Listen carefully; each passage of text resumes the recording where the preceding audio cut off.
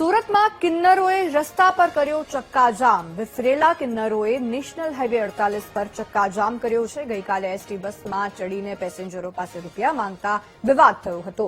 પેસેન્જરને માર મારતા મામલો પહોંચ્યો હતો પોલીસ સ્ટેશન સુધી। કિન્નરોએ કોસંબા પોલીસના પીએસઆઈ સાથે પણ બબાલ કરી હતી। પીએસઆઈને નોકરીમાંથી કઢાવી મૂકવાની પણ ધમકી આપી હતી। તમે દ્રશ્યો જોઈ શકો છો કે કેવી રીતે કિન્નરો દ્વારા બબાલ કરવામાં આવી હતી। સંવાદદાતા નિર્મલ પટેલ આપણી સાથે ફોન લાઈન પર જોડાયા છે। સુરતથી નિર્મલ, કિન્નરો દ્વારા ચક્કાજામ કરવામાં આવ્યો હતો, બબાલ પછી આપણે જોઈ રહ્યા છીએ, હાલ શું અપડેટ છે આ ઘટનાને લઈને જણાવશો?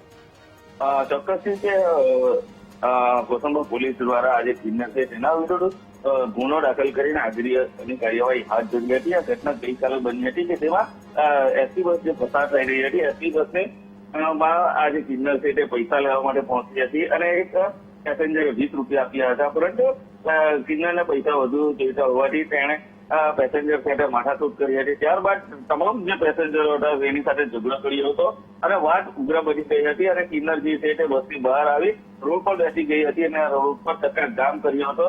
ઘટનાની જાણ થતા તાત્કાલિક પોલીસ પહોંચી હતી અને જે ડ્રાઈવર છે, બસનો ડ્રાઈવર, તેના દ્વારા બસ પોલીસ સ્ટેશન લઈ જવામાં આવી હતી, જ્યાં પોલીસ સ્ટેશનના પીએસઆઈ જે પરાક્રમસિંહ કચવા છે તેની સાથે પણ આ જે કિન્નર છે તેની માથાકૂટ થઈ હતી અને પીએસઆઈને નોકરીમાંથી કઢાવી નાખવાની ધમકી પણ આપવામાં આવી હતી। સમગ્ર ઘટનાને લઈને પોલીસે પેસેન્જરોની ફરિયાદ લીધી હતી અને ત્યારબાદ આ જે કિન્નર છે તેની પર ગુનો દાખલ કરી આગળની કાર્યવાહી હાથ ધરી હતી।